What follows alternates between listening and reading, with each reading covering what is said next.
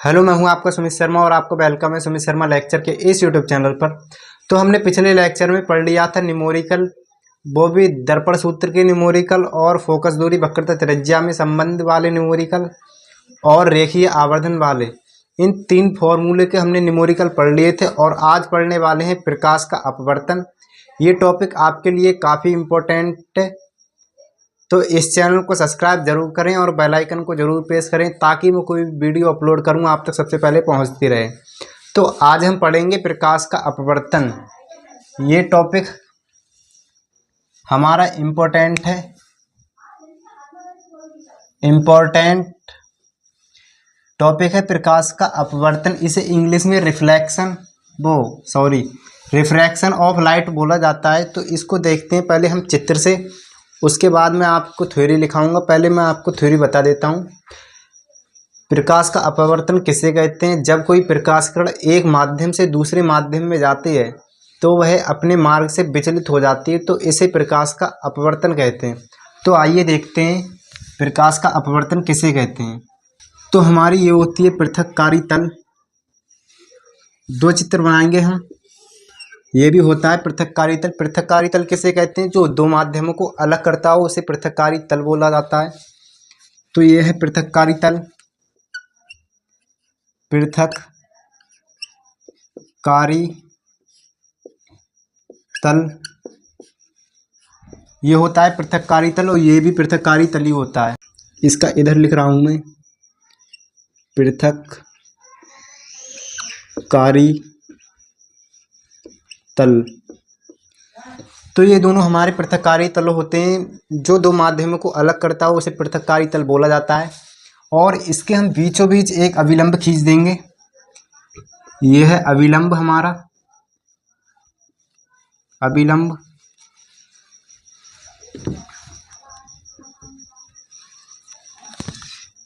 और एक अभिलंब ये है।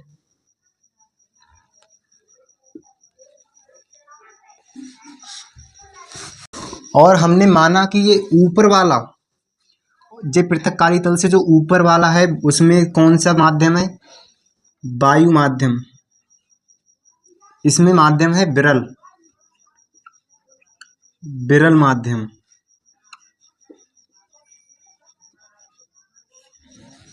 और नीचे हमने कौन सा माध्यम लिया? सघन माध्यम, सघन माध्यम। विरल माध्यम में आप वायु ले सकते हैं, वायु। और सघन माध्यम में जल या कांच, जल या कांच। तो ये सघन माध्यम और विरल माध्यम क्या होता है? सघन माध्यम में प्रकाश की चाल होती है वो तेज होती है। जो सघन माध्यम होता है हमारा कांच हो गया, जैसे जल हो गया, उसमें जो प्रकाश की चाल होती है वो वायु की अपेक्षा धीमी होती है। इसीलिए विरल माध्यम और ये सघन माध्यम होता है। तो हमने ऊपर लिया पहले वाले एग्जाम्पल में विरल माध्यम और नीचे लिया सघन माध्यम, और दूसरे वाले चित्र में हमने ऊपर लिया सघन माध्यम, सघन माध्यम, सघन माध्यम, और नीचे माना हमने विरल माध्यम, विरल माध्यम, विरल माध्यम। और जब कोई प्रकाश किरण आएगी तो आपतन बिंदु पर आपतित होगी। यहाँ पर होगा हमारा आपतन बिंदु। ये एक प्रकाश किरण आई, आने वाली प्रकाश किरण को आपतित किरण बोला जाता है। आपतित किरण, आपतित किरण। और जो आपतित किरण जो अभिलंब, ये होता है हमारा अभिलंब, अभिलंब। ये भी अभिलंब होता है हमारा, अभिलंब। जो आने वाली होती है वो आपतित किरण बोला जाता है। इसे आपतित किरण और अभिलंब के मध्य जो कोण बनता है इसे बोला जाता है आई, और इस कोण को नाम दिया जाता है आपतन कोण। कौन सा कोण? आपतन कोण, आपतन कोण। जब ये प्रकाश किरण आती है तो आपतन बिंदु पर आपतित होती है। वैसे इस प्रकाश किरण को ऐसे सीधा जाना चाहिए था, पर ये दूसरे माध्यम में जाती है तो वह अपने मार्ग से विचलित हो जाती है। तो ये अविलंब के साथ जो कोण बनाती है वो बनाती है आर कोण, और इस आर कोण को बोला जाता है अपवर्तन कोण। अपवर्तन कोण, अपवर्तन कोण। तो ये जो प्रकाश किरण आती है वो आपतन बिंदु पर आपतित होती है, जब दूसरे माध्यम में जाती है तो वह अपने मार्ग से विचलित हो जाती है। इसी को प्रकाश का अपवर्तन बोला जाता है। और जब ऊपर हम सघन माध्यम लेंगे, नीचे विरल माध्यम लेंगे, तो इसमें क्या होगा, जब कोई प्रकाश किरण आएगी तो आपतन बिंदु पर आपतित होगी। आने वाली किरण को आपतित किरण बोला जाता है, आपतित किरण। और जो अविलंब के साथ कोण बनाएगी आपतित किरण, इसे बोला जाएगा आई, और इसको नाम दिया जाता है आपतन कोण। आपतन कोण।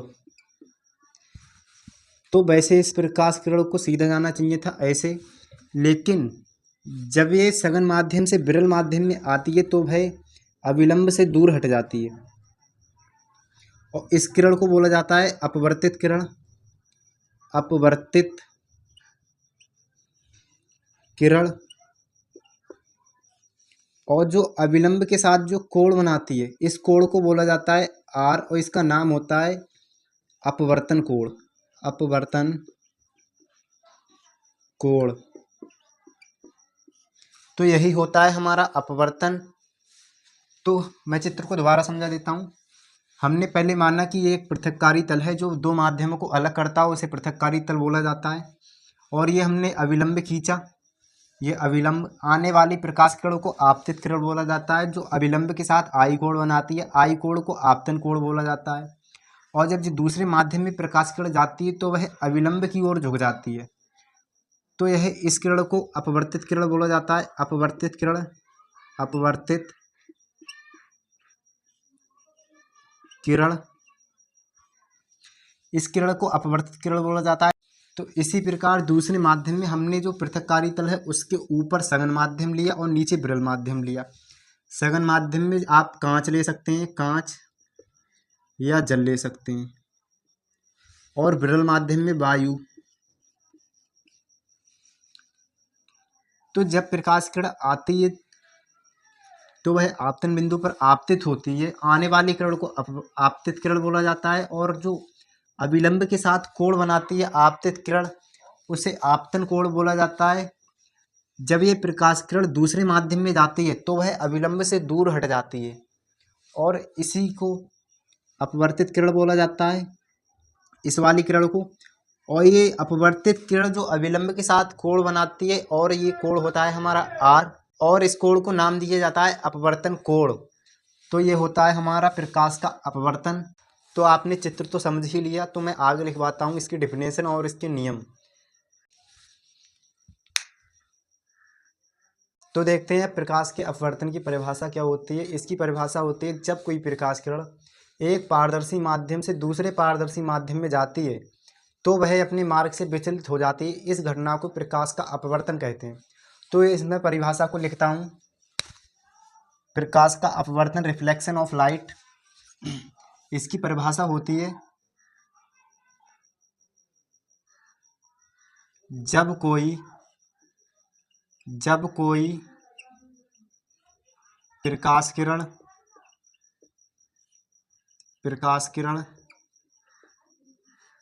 एक पारदर्शी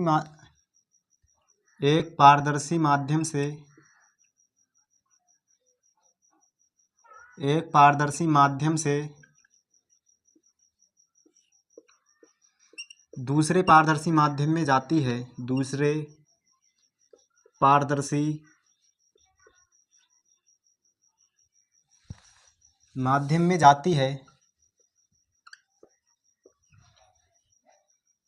तो वह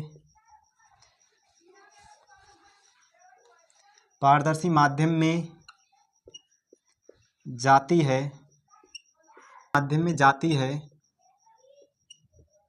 तो वह अपने मार्ग से विचलित हो जाती है,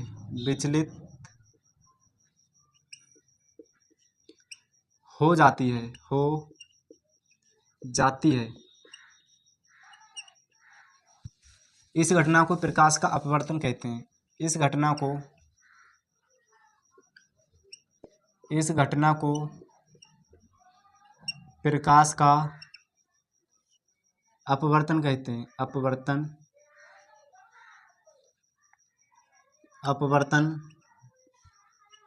कहते हैं।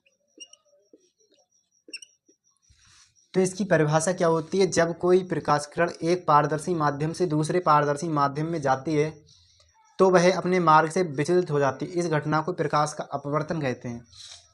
मैंने आपको हेडिंग लिखवाई, प्रकाश का अपवर्तन, रिफ्लेक्शन ऑफ लाइट। जब कोई प्रकाश किरण एक पारदर्शी माध्यम से दूसरे पारदर्शी माध्यम में जाती है तो वह अपने मार्ग से विचलित हो जाती है। इस घटना को प्रकाश का अपवर्तन कहते हैं। विचलित का मतलब क्या है? यहाँ पे जब कोई ये प्रकाश किरण आ रही थी वो अपने मार्ग से, वैसे इसको इधर जाना चाहिए था, बट ये अपने मार्ग से विचलित होकर अभिलंब से के पास आ जाती है या अभिलंब से दूर हट जाती है। इसी घटना को प्रकाश का अपवर्तन कहा जाता है और यही डिफिनेशन भी लिखा है। तो अब हम पढ़ने वाले हैं अपवर्तन के नियम। अपवर्तन के नियम में दो नियम होते हैं। तो पहला नियम देखते हैं हम। पहला नियम आपने प्रकाश का परावर्तन पढ़ा होगा। जो पहला नियम है प्रकाश के परावर्तन का, उसी की तरह है, बिल्कुल सेम टू सेम है, बस थोड़ा सा चेंज है। तो आइए वो देखते हैं प्रकाश के अपवर्तन के नियम। हेडिंग डालनी है आपको, अपवर्तन के नियम। अपवर्तन के कितने नियम होते हैं? अपवर्तन के दो नियम होते हैं। तो हम पहला नियम लिखते हैं। नियम पहला है हमारा, आपतित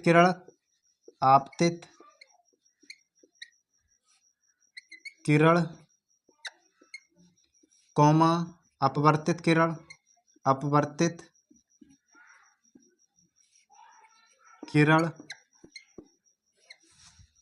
तथा आपतन बिंदु पर खींचा गया विलंब। आपतन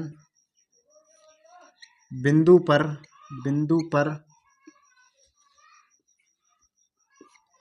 खींचा गया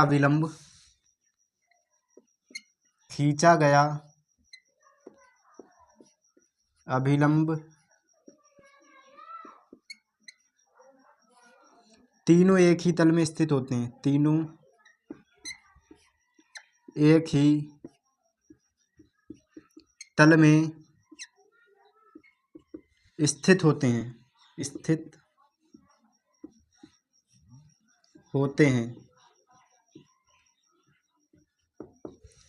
तो पहला नियम क्या है हमारा अपवर्तन का? आपतित किरण कौमा अपवर्तित किरण तथा आपतन बिंदु पर खींचा गया अविलंब तीनों एक ही तल में स्थित होते हैं। मैंने आपको बताया कि ये जब प्रकाश किरण आ रही थी तो इसको सीधा जाना चाहिए था, या तो ये इधर हट जाती है या इधर हट जाती है। तो ये तीनों एक ही तल में स्थित होते हैं, इसीलिए इसको बोला जाता है। तो यही हमारा पहला नियम होता है। तो अब देखते हैं दूसरा नियम। दूसरा नियम कौन सा होता है? हमारा होता है स्नेल का नियम। तो वो देखते हैं, आइए। तो अब पढ़ेंगे अपवर्तन का दूसरा नियम। अपवर्तन का दूसरा नियम क्या होता है?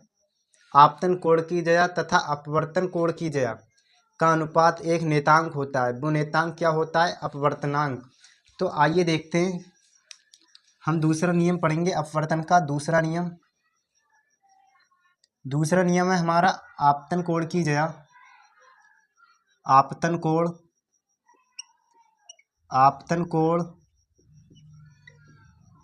की जया को क्या बोलते हैं? साइन। आपतन कोण की जया तथा अपवर्तन कोण की जया अपवर्तन कोण की जया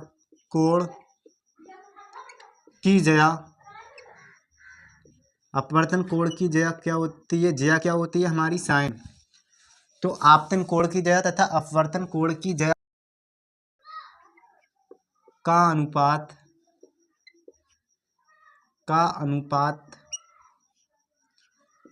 एक नेतांक होता है। एक नेतांक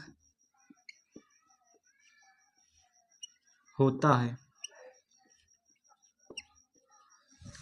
तो हमारा दूसरा नियम क्या है, आपतन कोण की जया तथा अपवर्तन कोण की जया का अनुपात एक नेतांक होता है। तो वो नेतांक क्या होता है, हमारा आपतन कोण क्या होता है, आपतन कोण, आपतन कोण, आपतन कोण को आई से लिखा जाता है और अपवर्तन कोण को आर से। अपवर्तन कोण, अपवर्तन कोण को आर से लिखा जाता है। तो ये तो आपको पता ही होगा, मैंने अभी बताया था। तो आपतन कोण की जया तथा अपवर्तन कोण की जया का अनुपात एक नेतांक होता है। तो वो नेतांक क्या होता है, तो आपतन कोण की जया क्या होगी, हमारा आपतन कोण तो होता है आई और इसकी जया होगी साइन आई। तो जो अपवर्तन कोण होता है वो होता है आर और इसकी जया क्या होगी साइन। तो साइन आई और बटे साइन आर होता है एक नेतांक, नियतांक। और इस नेतांक को, इस नियतांक को, इस नियतांक को या तो हम एन से प्रदर्शित करते हैं या तो म्यू से, या म्यू से प्रदर्शित करते हैं, प्रदर्शित करते हैं। जो ये हमारा नेतांक होता है हम इसको या एन से प्रदर्शित करते हैं या तो म्यू से प्रदर्शित करते हैं। तो हमने साइन आई और साइन आर बराबर लिखा एन। एन हमने क्यों लिखा है, क्योंकि जो अपवर्तनांक दिया हुआ है वो एन सी आर टी में एन लिखा हुआ है, इसीलिए हम एन से लिख रहे हैं। तो हम इस नियतांक को एन से लिखते हैं और इस नियम को क्या बोला जाता है, स्नेल का नियम। इस नियम को, इस नियम को, इस नियम को स्नेल का नियम कहा जाता है। स्नेल, स्नेल का नियम कहा जाता है, कहा जाता है। तो हम इस नियम को क्या कहते हैं, स्नेल का नियम कहते हैं। और इससे हमारा आगे क्या होता है, और ये जो एन होता है इसे अपवर्तनांक भी कहा जाता है, अपवर्तनांक।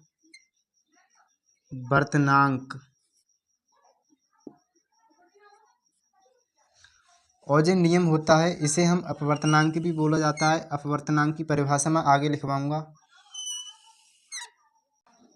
तो इस अपवर्तनांक को कैसे बोला जाता है इधर लिख देता हूं मैं, नोट करके आपको लिख लेना है, नोट।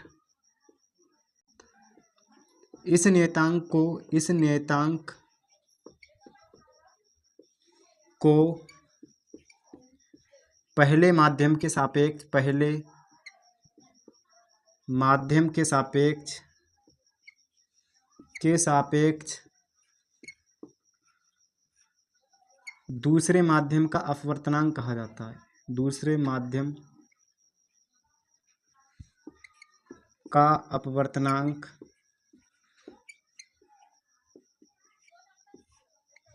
कहा जाता है, कहा जाता है। तो ये जो एन होता है वो इसको कैसे बोला जाता है, होता तो ये अपवर्तनांक, बट इसको बोला कैसे जाता है, पहले माध्यम के सापेक्ष दूसरे माध्यम का अपवर्तनांक। तो यहाँ पर जो हमारे प्रकाश का अपवर्तन होता है वो एंड होता है। तो मिलते हैं अगले लेक्चर में। जय हिंद, जय भारत, वंदे मातरम।